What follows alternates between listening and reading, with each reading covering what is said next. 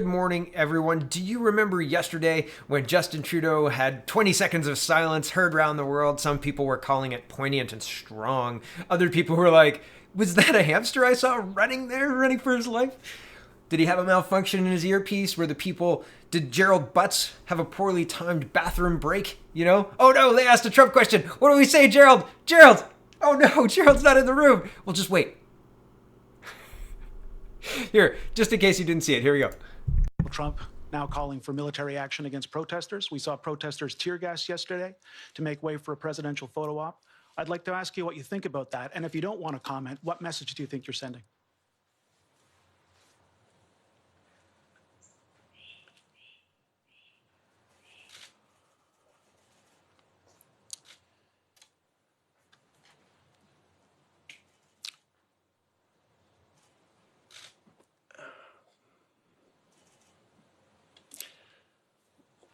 We all want. If you listen closely, you could hear the hamster wheel. Okay. My 486 could process like games faster than that. I'm sure. 486 is an old computer, like 1995, 96. Okay. Here is Miss Freeland on our Prime Minister's answer that we just witnessed there. I think the Prime Minister's answer yesterday was excellent and it was eloquent. Neither of those words are words that I would have used. He was eloquent. Next question. He did not look like it was a deer in headlights. He did not and ah for 20 full seconds in front of the media. Eloquent. Excellent question answering. Next question. That's our next Prime Minister, everyone, probably. I mean, really, if Justin Trudeau decides that he's done with this, and I mean, why would he be done with this? He just gets to walk out of his cottage every day and be held to account by a neutered press, right? A press that's not really allowed to ask questions. Certainly, this guy's not going to ask another question. And that's the official opposition in Canada right now. The Conservatives are leaderless. The NDP has pledged fealty and is, in fact, calling for Trudeau to go further left, which I don't know that you can take communism further left, but there you have it. They're trying. The NDP, the Liberals' brand of post-national communism is not quite enough for them. We need to do more. We need to, whatever. It's ridiculous. Mr. Singh's Twitter feed is. I'm just shocked that people are okay with that kind of leadership. And I mean, they're not, clearly, because they're not donating to the political parties, right? But it doesn't look likely that we'll have a leadership race because Singh is the balance of power. So even though he has fewer seats, he has a large say in what happens. The unfortunate thing is he shares the balance of power with the bloc, right? Because if he won't play ball, they will. So, and he knows that too. So, right? It's the opposition is pretty much out of the game unless, well, I don't know what Trudeau has to do. Spend hundreds of billions of dollars? No. Trillions of dollars? Maybe? Will they stop him then?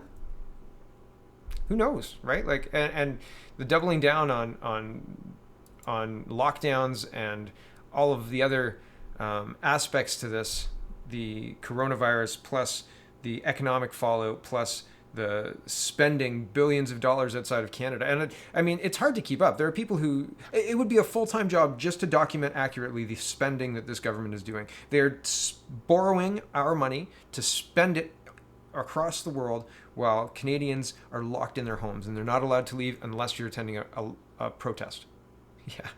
Yeah, we'll get to that in just a minute. Here's the post-millennial. This is Trudeau dodging a question, a yes or no question on China. And I mean, this is notable because the Bell and Rogers are built using Ericsson, which is not Huawei, to build their 5G networks. So I don't even think we need 5G. But make the case. What, self-driving cars? Nobody's driving anywhere. Like, what do we need 5G for? Fast internet? I think 4G is just fine, right? Let's maybe get the rural internet in play. Let's make a situation where if you live by Sauble Beach, you're not eliminated from having a high-paying downtown Toronto job, right? An information-style job because you can't connect to the internet, right? Like seriously, because we have properties. Look at properties around Sauble Beach. Did I say Myrtle Beach? Sauble Beach. Apologies if I said Myrtle Beach. Sauble Beach, like just south of Sauble Beach, right? Like there's kind of like if you go north from Guelph, there's Minden and Minton County and all sorts of places like that have not necessarily bad internet, but slower internet. Now, I know Mount Forest has Wi-Fi. I'm getting really, really waylaid here. But my point is, spend the money where it counts rather than getting distracted and blah, blah, blah. Okay, 5G, I don't know that we need it. Let's spend the money where we need it. Okay, here's Justin Trudeau dodging the question. Good morning, Prime Minister. You've delayed the decision on whether to ban Huawei from Canada's 5G networks. All of our Five Eyes allies have done it. Canadian companies are deciding not to work with them. Are you delaying this because you're afraid of Xi Jinping, yes or no? Every step of the way, we have listened to our security agencies, our intelligence services, worked with our allies. We will make the right decision for Canadians to both keep Canadians and businesses safe, while at the same time ensuring competitiveness in our telecom industry. Good morning. Yes or no question. Oh, well, let's see. How many words can I stuff into this yes or no answer? Okay, so moving into what's going on in the world. So this is June 4th. Brampton, this is 680 News. Brampton tries to crack down on backyard parties as temperature rises. So when temperatures rise, people come out. People will be people after all, and it's summertime, and people have pools, and people are going to get together. And so you got to stop that, right? Crush that right now. Quick. Done. The mayor of Brampton says warm weather has made some residents reckless when it comes to physical distancing, noting fines were issued in connection with 19 backyard parties over the last week. Patrick Brown says the city northwest of Toronto has been trying to crack down on backyard and parking lot parties of various sizes as temperatures rise. Brown says that while the vast majority of residents are abiding by health and safety regulations meant to curb the spread of COVID-19, some need to face financial consequences for the message to sink in. Yeah, financially, let's fine them, and then maybe they'll stay inside, right? Okay, back to this. He says it tends to be younger people who don't appreciate the risk the virus represents, pointing to a high proportion of new cases in the city among those 20 to 29 years old. In Toronto, a city spokeswoman said they've received 5,100 complaints related to large gatherings or private properties since the health measures took effect. Of those, 468 complaints referenced backyard events. The city says 319 notices have been issued during that period to so-called hotspot locations where there have been multiple complaints related to gatherings of 5 people or more. Police in nearby York Region say they have issued 61 tickets related to breaches of health measures. Spokesman Sergeant Andy Pattenden, excuse me if I got that wrong, says the force doesn't have a breakdown of the infractions, but says the tickets would be either for gatherings of more than 5 people or businesses operating when they shouldn't be. Okay, so you get that? Fines are for gatherings of more than 5 people or businesses operating when they shouldn't be. So here's Dr. Tam, and she says, explosive second wave if COVID-19 reopening mishandled. Explosive, right? Like, let's use some more fear words, right? And yet, this seems like the city of Guelph is almost endorsing protesting. Here's the city of Guelph tweeting yesterday, June 4th, today's June 5th. Guelph, hashtag Guelph, is preparing for peaceful demonstrations on Saturday to reduce the spread of COVID-19. Guelph City Hall and Market Square washrooms will be closed. Please follow public health guidelines. And I thought this was interesting. There was a lot of responses. Not many people like this, 13 likes. It's been up since yesterday. Guelph says, well, there's a question, aren't the guidelines to not condone mass gatherings? Guelph says we respect and support Canadians' right to freedom of expression and assembly. Just not if you're in your backyard, right? Could you gather in your backyard if you were protesting Black Lives Matter? Or no. Or if you were protesting against the lockdown. And if you were protesting against the lockdown, do you think they'd double the fine? You're operating a business in your backyard. I think it's tone deaf, and I was really mad about this. I was very upset. I think that this is the height of arrogance to say that, to seemingly condone the event. Protest, if you choose to protest, that's your right. And it's a second, it's in the Charter of Rights in Canada, it's number 2, the right to freely assemble and to protest. But these governments, from federal down to municipal, have been using a cudgel to curb people going to parks, to stop people from interacting with their families, to stop people visiting each other, to stop people gathering at all, using fines and fear tactics and media buys, like ad buys, in order to push their message home. Don't go out. It's scary out there. There's a virus. It might kill you. And if it doesn't kill you, you might kill somebody else. You might carry it to somebody else. And this is okay? Why is the city of Guelph allowed to condone this and not condone an anti-lockdown protest? Right? It just, to me, it doesn't sit right. And it's hard to articulate because they'll say it's a part of the rights. And they do support the rights in the lockdown protests. I just want to show you where we've been and where we are now. I'm going to show you some stuff in June and May, but also March. But I think that it is just notable that it is not just Guelph. It's Toronto, it's Ottawa. Here's a CTV article from Ottawa from June 3rd. Exceptional circumstances. City won't enforce gathering limit during Friday anti-racism march. The city of Ottawa says it will not be handing out tickets to the people who attend an anti-racism demonstration on Friday outside the U.S. Embassy, despite a provincial limit on public gatherings. The current state of emergency in Ontario prohibits gatherings of more than 5 people unless they're from the same household, yet Friday's event could draw thousands. Speaking to reporters Wednesday, Ottawa's General Manager of Community and Protective Services, Anthony DeMonte, sorry if I got that wrong, Anthony, said police would be monitoring the event in order to ensure public safety, but would not be handing out tickets. Right? The city is not permitting or sanctioning the event per se, DeMonte said. We're in a state of emergency and groups of more than 5 are not permitted. That said, there's a balance. We live in a democracy. Groups of people are expressing themselves and they're allowed to do that. Police won't be issuing tickets. Our simple role will be to ensure public safety. I scroll down a bit. Quote, our objective here is to ensure public safety so they can express themselves in a democratic way, and there is no intervention that will be done in regards to stopping it, but we're not either authorizing or sanctioning the event, DeMonte said. I scroll down.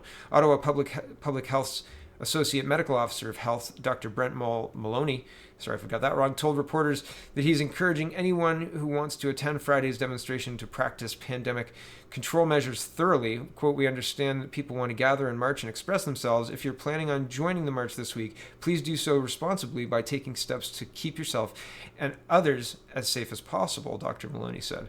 He recommends anyone attending Friday's march practice physical distancing as much as possible. Ideally 2 meters, but 1 meter is better than no meters, he said. If you run a business, if you have a backyard gathering, if you open your business against the cities and the province's regulations, you will be fined. You will be enthusiastically fined and you'll be part of these statistics. But if you're expressing your democratic right to protest, you will not be fined. Because why? Like, does the virus not spread in the same way? Is this not a public health concern? If it's not a public health concern, then why can't people make up their own mind about the risk they want to take to open their business or the risk they want to take to attend a business? Why can protesters make up their mind about the risk they want to take, but business owners are not allowed and will be punished by the province if they try to defy the order and make their decision based on their own facts and their ability to assess risk? We are being robbed of our ability to assess risk. We are being told that it is acceptable for the city to condone marches in the midst of a pandemic, but it is absolutely not okay for business owners to open. Is this reasonable? Is this responsible? Is this good leadership? It doesn't sit right with me. And it might be hard to articulate. It might be hard to put your finger on it and say they're wrong, but they're wrong in this. They're wrong. Ideally 2 meters, but 1 meter is better than no meters, but you cannot go in and have your hair cut. Like, come on, right? People should be able to assess their risk, both the hairstylist and the person who wants their haircut. And would that not speed up the removal of people from the curb? Right? Back to this. Anyone who attends the march is strongly encouraged to monitor for symptoms of COVID-19 in the days following. Should any present themselves, participants are urged to go for testing right away. Not encouraged to self-isolate for 2 weeks? That's not a thing. Here's a March 30th article, How to Spot a COvidiot.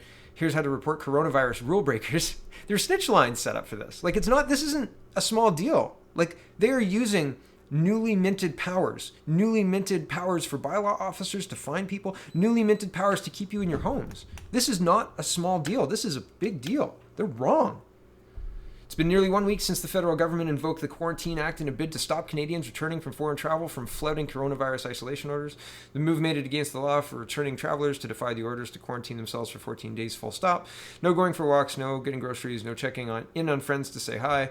But there continue to be reports from across the country of Canadians from all walks of life, even those not in official quarantine, who feel the orders from public health officials to shelter in place and avoid social gatherings do not apply to them. That's just one. That's where we were. Here's a London report. The official site of the City of London, Canada, okay? March 27th. This is where we were. Residents who have concerns about businesses and individuals who are not following COVID-19 related orders now have a way to report those concerns. The City of London, working with London Police Services and the Middlesex London Health Unit, have established a process to act on concerns that are reported through a newly established email address and phone line, and then they give the information and say, don't call 911, use this instead.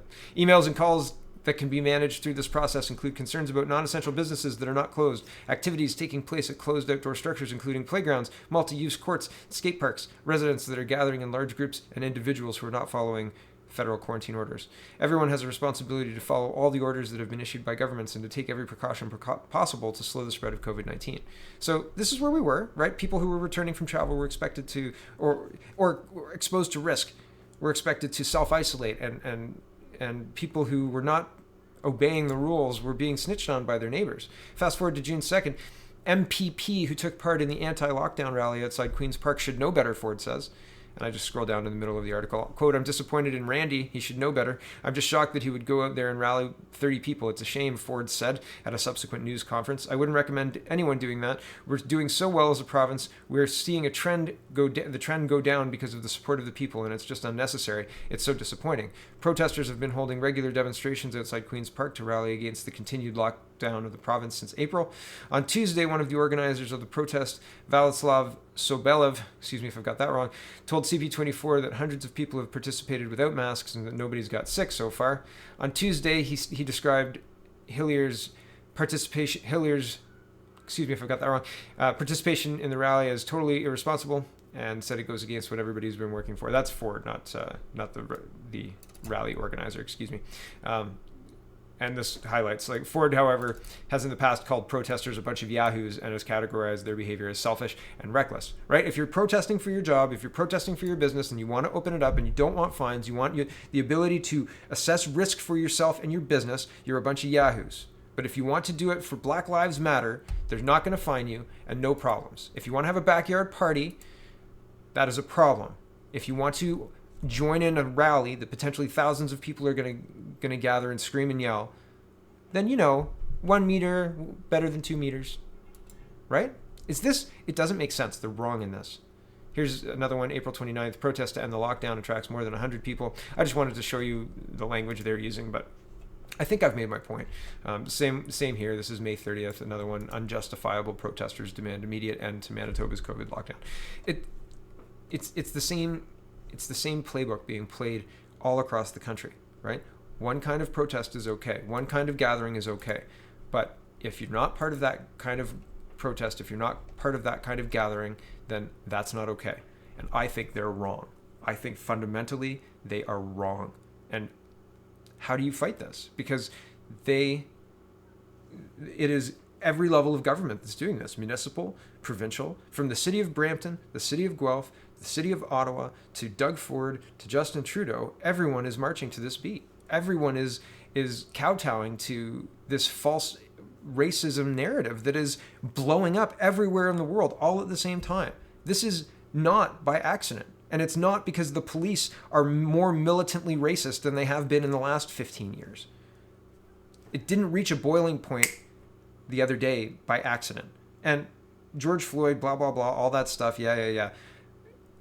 I don't know that France is really, really upset about the United States' treatment of black people. I don't know that Canada is that upset about the United States' treatment of black people, the United States police treatment of black people. I think there are way bigger issues. And I think that it's disingenuous of our news to say that this is a legitimate, this thing that happened in the United States, this thing that is inciting these riots, this thing that is being politicized all over the globe is right and true, and you should go out and protest despite this virus, but don't you dare open your business.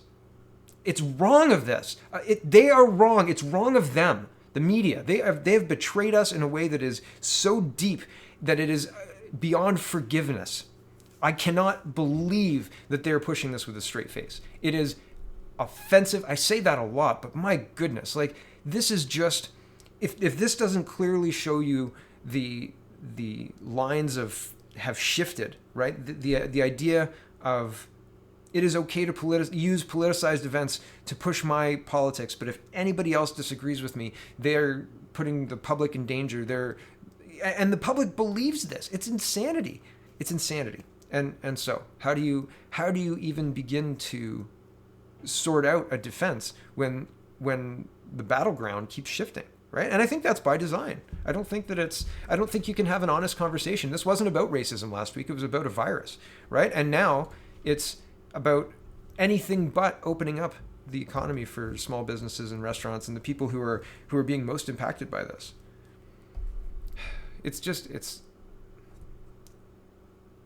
It is difficult enough to get through life when every day is predictable.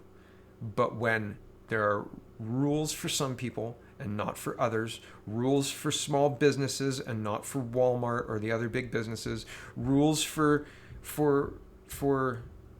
subsets of the population and not for other subsets.